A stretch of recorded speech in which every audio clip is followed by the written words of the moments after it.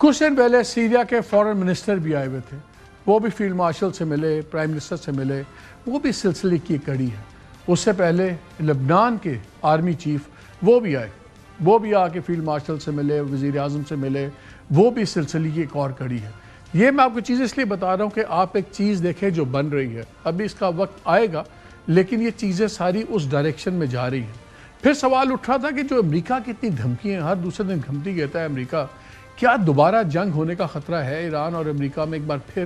اس کے چانسز دن بدن کم سے کم تر ہوتے چلے جا رہے ہیں، اور اس کی دو تین وجوہات ہیں۔ جو ڈونلڈ ٹرمپ کی وار ہے بہت زیادہ ان پاپولر ہے امریکہ میں، وہ اپنے دونوں ٹرمز کی لوئسٹ پاپولر ریٹنگ پہ آ گیا ہوا ہے۔ سب کا خیال ہے کہ بہت بری شکست ہوگی ریپبلکنز کو یہ مڈ ٹرم پول جو اکتوبر نومبر میں ہونے ہیں، اور ہو سکتا ہے اس کے بعد ٹرمپ جو ہے وہ سینٹ میں بھی اور ہاؤس میں بھی یہ اپنی میجورٹی کھو دے، اور اگر یہ میجورٹی کھوتی ہے ریپبلکن پارٹی تو ایک تھرڈ باری امپیچمنٹ بھی ٹرمپ کی ہو سکتی ہے۔ اس لیے وہ بھی اس کو چاہتا ہے کہ کسی طرح یہ چیزیں جو ہیں ریزالو ہو جائے اس سے پہلے۔ لیکن دو تین انڈیکیشنز اور ہیں۔ آپ کو یاد ہے جب جنگ بہت تیز ہوئی تو امریکہ نے اپنا سفارتی عملہ تمام ممالک سے بہت کم رکھ دیا، زیادہ عملہ نکال دیا، چاہے وہ قطر ہے، جارڈن ہے، کویت ہے، بحرین ہے، ان تمام ممالک سے۔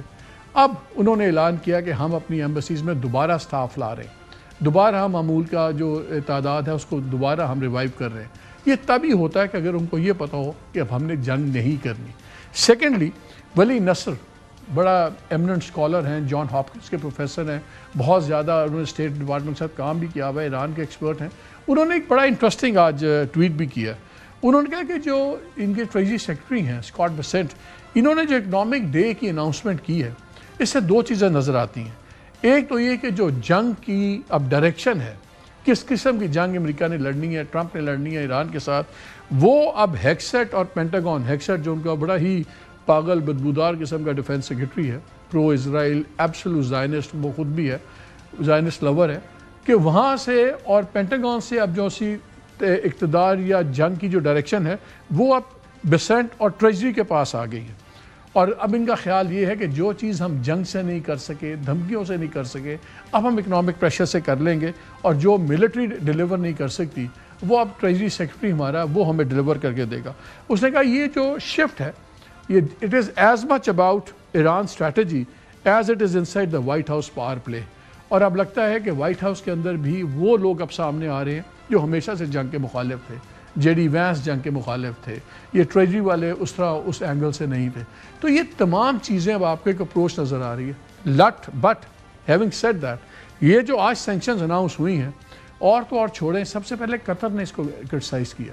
انہوں نے پہلے ایک اسٹیٹمنٹ نکالی ہے، قطر کے فورن آفس نے 3-4 باتوں میں بڑا سیریسلی کرٹیسائز کیا ہے ایران کو، کہ ایران نے جو کیا ہے خطے کے لیے خطرہ ہے، وہ ساری باتیں جو پرانی چلتی تھیں۔ لیکن نیچے یہ لکھا ہے کہ یہ جو سینکشنز کی بات امریکہ نے کی ہے، اس نے خود ہی کر دی ہے، یونیلیٹرل ہے، اور قطر جو ہے وہ سپورٹ کرتا ہے ڈائیلاگ کو، ریزولوشن کو۔ اسی قسم کے بیانات باقی بھی ایک دو کی ممالک سے آ رہے ہیں۔ پھر ایک اور خبر بھی تھوڑی دیر پہلے آئی ہے کہ یو اے کے پریزیڈنٹ صاحب نے ایک خط لکھا ہے سلمان، جو کنگ سلمان ہے سعودی عربیہ کے بادشاہ کو۔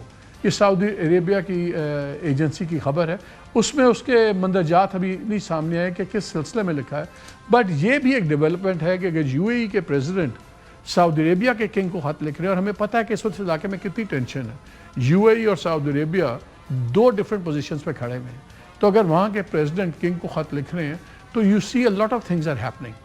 جب اس تمام زاویے سے آپ دیکھتے ہیں تو تب آپ کو سمجھ آتا ہے کہ دورہ اتنا امپورٹنٹ کیوں ہے۔ کلیئرلی وائٹ ہاؤس میں ڈونلڈ ٹرمپ کی بات ہوتی ہے، ہمارے فیلڈ مارشل سے، وہ ایران جاتے ہیں، ایران والے اپنے گلے شکوے بتاتے ہیں، اپنے خدشات کا اظہار کرتے ہیں، اور یہ ظاہر کنوے کریں گے۔ پھر ہم دیکھتے ہیں کہ کل صبح جاتے ہیں وہ اپنا محسن نقوی صاحب آ جاتے ہیں۔ آج انٹیریئر منسٹر محسن نقوی صاحب کی جو نیکلے ہے یہاں کی charge the affairs U S embassy کی، ان کے ساتھ ان کی ملاقات ہوتی ہے۔ تو ہم میسیجز کا نیٹ ورک دیکھ رہے ہیں، پاکستان، ایران، ایران، پاکستان، پاکستان، امریکہ، 3 کی ایشوز ہیں۔ سب سے بڑا ایشو یہ ہے مسٹرسٹ کا۔ یہ مسٹرسٹ کیسے ختم ہوگا؟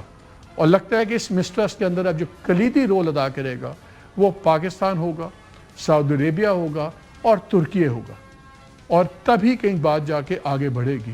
قطر نے بھی اپنی ٹیسٹ سپورٹ آج ڈال دی ہے اس تمام ڈائیلاگ پروسیس کے پیچھے۔ سو اگر یہ امیجیٹ ریزلٹس کی ہم بات دیکھیں تو شاید آج ہمیں کچھ نظر نہیں آ رہا کہ کیا ہوا کیا نہیں ہوا، لیکن جیسے خود ایرانی پریزیڈنٹ کے اسپوکس پرسن نے کہا کہ کچھ دنوں میں اس کی چیزیں سامنے آئیں گی، اور یہ لگ رہا ہے کہ فائنلی یہ جمود ٹوٹنا اور یہ وزٹ ہونا، دس in it self is a very big development, کیونکہ ایک اسٹیل میٹ ٹوٹا ہے۔ تو اس لیے لگتا ہے کہ آنے والے دنوں میں اب انشاءاللہ کچھ اچھی خبریں آئیں گی۔ یہ تو ہوگی ایران پہ بڑی ڈیٹیل میں بات۔